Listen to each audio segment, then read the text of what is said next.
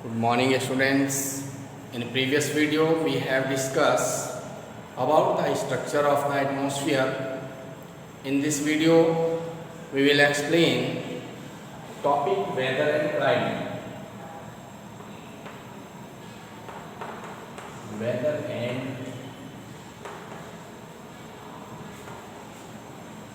climate.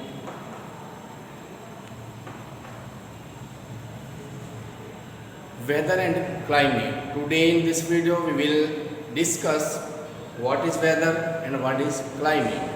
As you know, weather is the hour-to-hour and day-to-day condition of the atmosphere is called weather. Weather means atmosphere की our to our यानी हर घंटे की जो condition है atmosphere की या day by day condition को हम वेदर कहते हैं. Weather can be change in a day. एक दिन में वेदर कई बार चेंज हो जाता है. जैसा कि आप देखते हैं अभी सनी था कुछ समय पहले, अब रेन होने लगी. ठीक है. और some time after some time there will be sunny. तो weather can change in a day but climate can not change for a long time. Okay. Weather एक दिन में कई बार चेंज हो जाता है और क्लाइमेट को चेंज होने में बहुत लंबा समय लगता है, जबकि एलिमेंट दोनों के सेम है. वेदर और क्लाइमेट के जो एलिमेंट्स हैं, जो तत्व हैं जो इनको प्रभावित करते हैं, वो दोनों के सेम है. ठीक है. एक particular for a long time the atmospheric condition of a particular area for a long time is called climate. Understood. Climate more than 30 years से भी ज़्यादा चेंज नहीं होता. ठीक है. और वेदर एक दिन में चेंज हो जाता है. Clear. Element are same. Firstly, we will discuss about the temperature. Temperature. Okay, temperature affect the weather and climate both.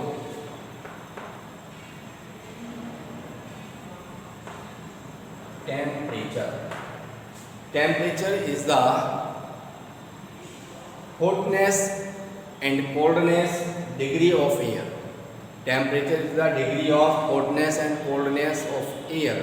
किसी भी एरिया की पर्टिकुलर प्लेस की एयर की जो डिग्री है हॉटनेस और कोल्डनेस की, उसको टेम्परेचर कहते हैं.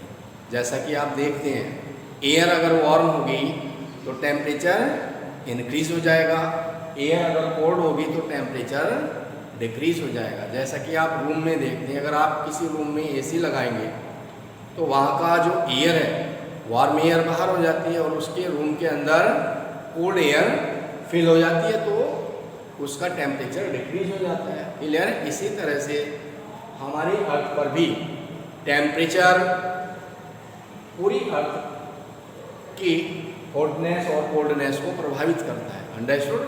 जैसा कि आप जानते हैं कि पूरी अर्थ पर एक जैसा टेम्परेचर नहीं है.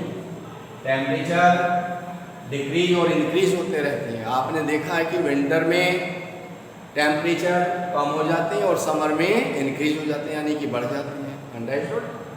तो टेम्परेचर क्लाइमेट और वेदर को प्रभावित करता है. आप जानते हैं, आपने अगर ग्लोब पर देखा होगा. ठीक है. Suppose that this is the equator and जैसे जैसे हम इक्वेटर से पोल की ओर जाते हैं, this is the North Pole. ऊपर कौन सा पोल है? नॉर्थ पोल है. ये लाइन ऑफ लॉन्गिट्यूड है और इनको लाइन ऑफ लैटिट्यूड कहते हैं. ये इक्वेटर है. सबसे जो मिडिल में लाइन नहीं है इक्वेटर है, इसको क्या बोलते हैं? इक्वेटर. जैसे जैसे हम इक्वेटर से पोल की ओर जाते हैं, नॉर्थ पोल और नीचे में साउथ पोल, टेम्परेचर डिक्रीज होता जाता है. As we go from equator to the poles the temperature decrease. जैसे जैसे हम इक्वेटर से पोल की ओर जाते हैं, ऊपर नॉर्थ पोल है और नीचे साउथ पोल है। तो जैसे जैसे हम यहाँ से इधर जाएंगे या इक्वेटर से नॉर्थ पोल की ओर जाएंगे तो टेम्परेचर क्या होगा, डिक्रीज हो जाएगा। डिक्रीज मतलब कम होता जाएगा। रीजन क्या है, रीजन ये है कि जो अर्थ की जो सन की लाइट है,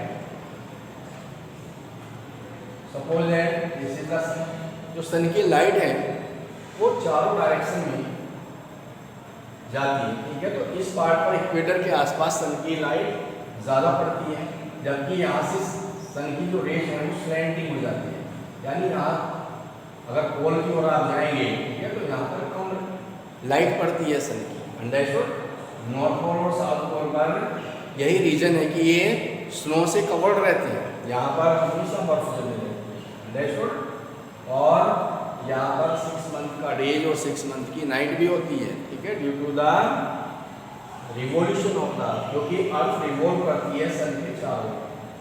अर्थ अपने एक्सिस पर भी, this is the axis of the अर्थ, अपने एक्सिस पर भी रोटेट करती है, जिसके कारण डे और नाइट होते हैं। और अर्थ सन के चारों ओर भी रिवॉल्व करती है, जिसको हम रिवॉल्यूशन कहते हैं। 2 टाइप्स की मूवमेंट है अर्थ के, रोटेशन एंड रिवॉल्यूशन। रिवॉल्यूशन के द्वारा सीजन चेंज होते हैं एंड टेम्परेचर भी चेंज हो जाता है। जैसा कि आप देखते हैं समर में टेम्परेचर इंक्रीज होते हैं और विंटर में डिक्रीज हो जाते हैं। अंडरस्टूड। तो जो ये पार्ट है ऊपर वाला, जब ये 6 मंथ सन के सामने रहता है, यहाँ पर 6 मंथ का डेज होता है और यहाँ पर 6 मंथ की नाइट होती है, क्योंकि यहाँ पर 6 मंथ तक सन की लाइट नहीं जाती। क्लियर।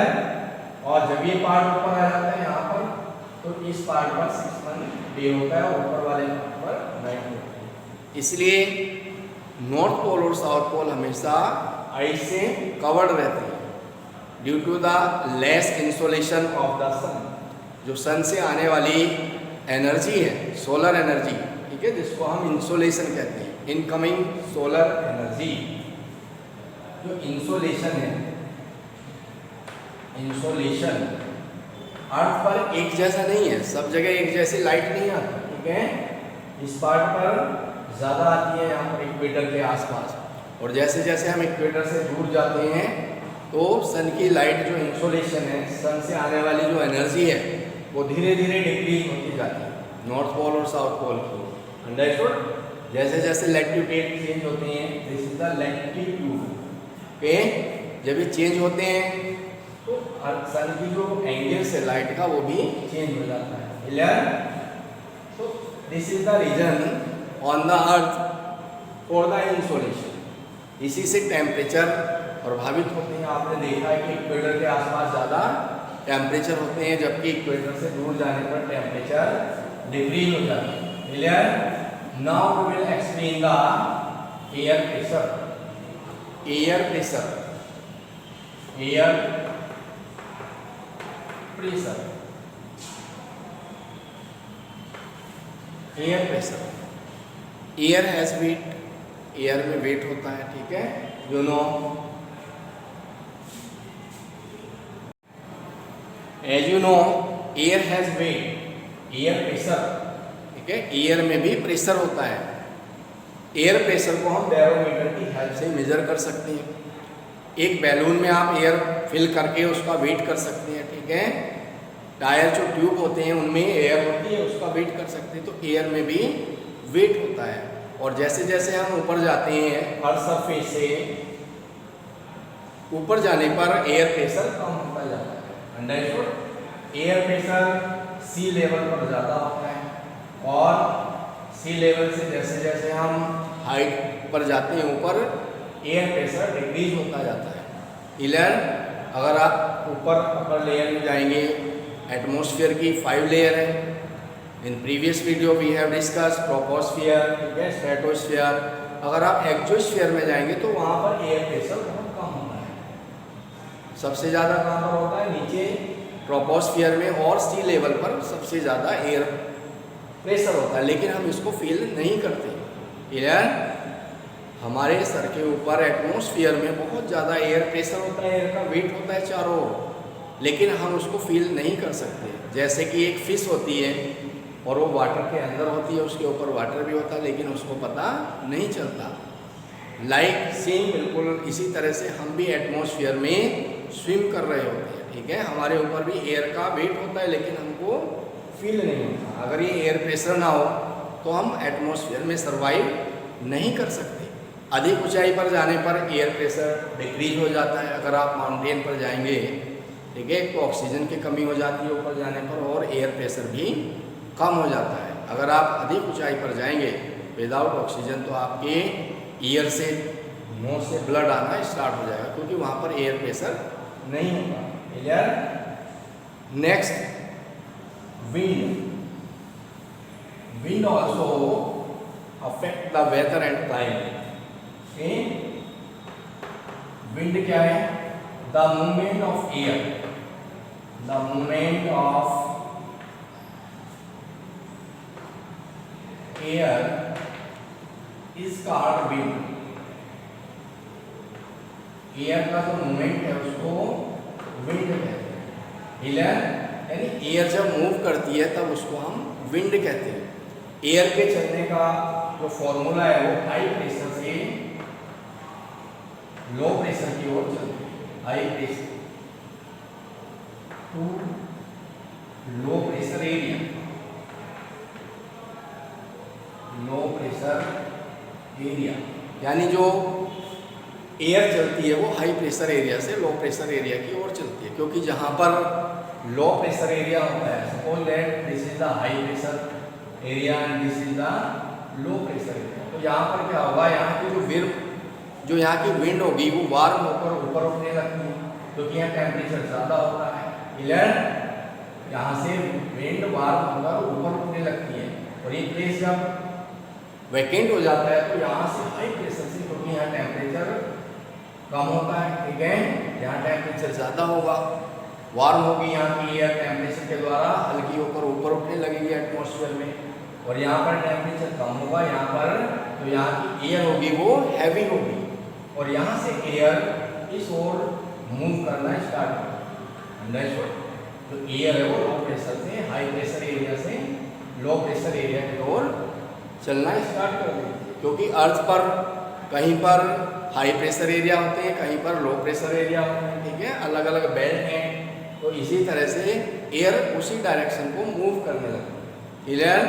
इक्वेटर के आसपास अगर हम देखें तो वहाँ पर लो प्रेशर एरिया बना रहता है, ठीक है, और जो ट्रॉपिकल बेल्ट है, प्रेशर बेल्ट, वहाँ से एयर इक्वेटर की ओर मूव करता है। तो moving air is called the wind. Next, wind अगर हम देखें तो विंड भी 3 टाइप्स की होती है। First, permanent wind. Permanent wind जिसको हम ट्रेड विंड भी कहते हैं, ट्रेड विंड। एंड जो परमानेंट विंड होती हैं वो पूरे वर्ष चलती रहती है। Okay. Second, seasonal wind. Seasonal wind, जो सीजनल विंड होती है वो पर्टिकुलर सीजन में चलती है और एक पर्टिकुलर सीजन के अकॉर्डिंग वो अपनी डायरेक्शन चेंज कर लेती है। जैसे कि मॉनसून विंड्स, जो मॉनसून विंड्स हैं वो मॉनसून सीजन में चलती है, ठीक है, और इंडिया में मॉनसून विंड से ही रेन होती है। साउथ वेस्ट मॉनसून विंड्स के द्वारा इंडिया में सबसे ज़्यादा रेन होती है। तो ये these are the seasonal winds. And third, local wind.